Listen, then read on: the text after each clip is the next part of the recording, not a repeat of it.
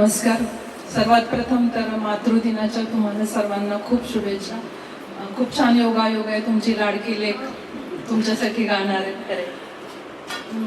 आजचा कार्यक्रम ऋतुगंध तुम्हाला माहितीच आहे. हा कार्यक्रम सादर करणार आहेत गीतांजली शाळीग्राम, सौ गीतांजली शाळीग्राम. गीतांजलीची ओळख थोडक्यात करून देते. गीतांजली बेसिकली कम्प्युटर इंजिनियर आहे. शिवाय तिने पोस्ट ग्रॅज्युएशन केलेलं आहे या फील्डमध्ये. ती HCL मध्ये डेप्युटी जनरल मॅनेजर या पोस्टवर गेली अनेक वर्ष कार्यरत आहे. आता हे झालं तिचं जे नॉर्मल आपण म्हणू शकतो इंट्रोडक्शन. याशिवाय गाण्याचं म्हणाल तर तिचं प्राथमिक गाण्याची आवड तिला लहानपणापासूनच होती. तिचं प्राथमिक शिक्षण सुप्रसिद्ध गायिका रंजना पेठे जोगळेकर यांच्याकडे झालेलं आहे. तिने सुगम संगीताच्या 3 परीक्षा दिलेल्या आहेत. याशिवाय हिंदुस्थानी क्लासिकल किंवा शास्त्रीय संगीताच्या तिच्या 5 परीक्षा झालेल्या आहेत. आणि याशिवाय ती भरतनाट्यममध्ये विशारद आहे. सो जोरदार टाळ्या झाला पाहिजे गीतांजलीसाठी.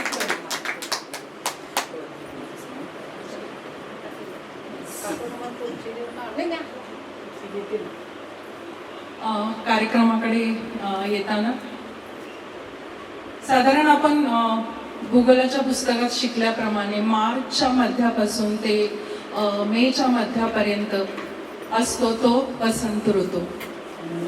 पण वसंत आहे तो शेवटी राजा आहे ऋतूंचा. तो थोडाच असा नेहमी बंधनात अडकणारा असतो.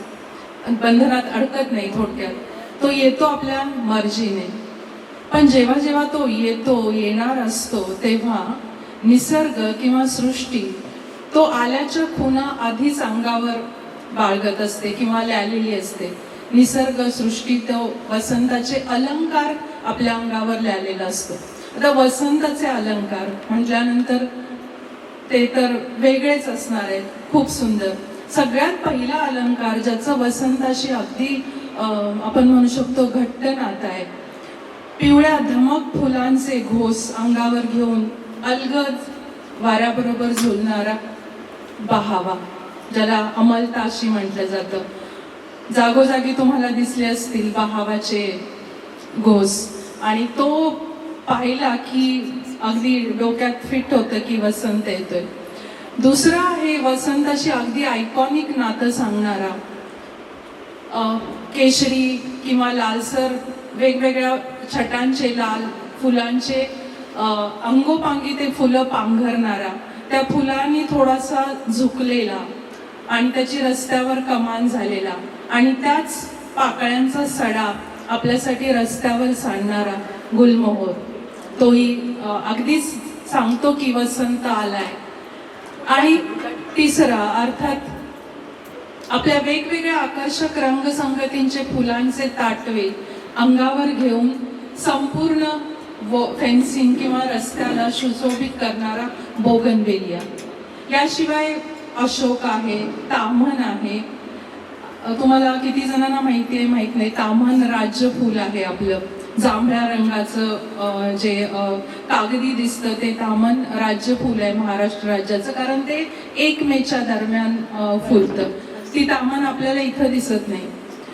याशिवाय वसंताचं हे रूप नुसतं पाहायचंच नसतं तर वसंताच्या रूपाचा आपल्याला ऐकायचंही असतं. कोकिळेची एक तान ऐकली की आपलं मन उगाचच हरपून जातं. याशिवाय वसंताचा सुगंधी घ्यायचा असतो. मला वाटतं या सगळ्या वसंताच्या याच्यामधून आपल्याला वसंत एक मेसेज देतोय किंवा शिकवण देतोय की एवढा सूर्य आग ओकतोय तरी सुद्धा मी फुललोय. इतक्या रंगांनी, इतक्या छटांनी, गंधांनी, याशिवाय वेगवेगळ्या आवाजांनी पक्ष्यांच्या. तर मग आपण माणसांनी सुद्धा आपल्या छोट्या मोठ्या अडचणींचा बाऊ करून कशासाठी राहायचं. प्रत्येक क्षण आयुष्यातला जगावा, आनंदाने जगावा, अगदी जसा वसंत आपल्याला सांगतो तसंच. पण यासाठी एक गोष्ट मात्र करावी लागेल. आपला स्क्रीन टाइम कमी करून थोडंसं निसर्गात जावं लागेल आणि तो निसर्ग अनुभवावा लागेल. आता हे सगळं याच्यासाठी की आपल्या कार्यक्रमाकडे येताना ऋतुगंध ही कल्पना आम्हाला अशी सुचली की म्हटलं हा कार्यक्रम आपण करतोय आणि आता असा पण वसंत ऋतू आहे, तर गाणी निवडताना आम्ही अशी एक निवडता आम्हाला असं वाटलं की आपण एक अशी एक काहीतरी एक स्टोरी सांगू किंवा गोष्ट सांगू वसंताची थोडक्यात, ज्याच्यामध्ये प्रत्येक गाण्यात आपण निसर्गाच्या जवळ असू, सृष्टीच्या जवळ असू. आणि मग जर ही अशी गाणी आपण घेणार आहोत तर मग त्याला नावही आम्ही असं समर्पक दिलं, ऋतुगंध. तर आजच्या या ऋतुगंधच्या कार्यक्रमात आम्ही जी माळ घेऊन आलोय त्यातल्या प्रत्येक फुलाचा गंध तुम्हाला आवडेल याची मला अगदी खात्री आहे. तर मग चालू करूया आपला कार्यक्रम ऋतुगंध.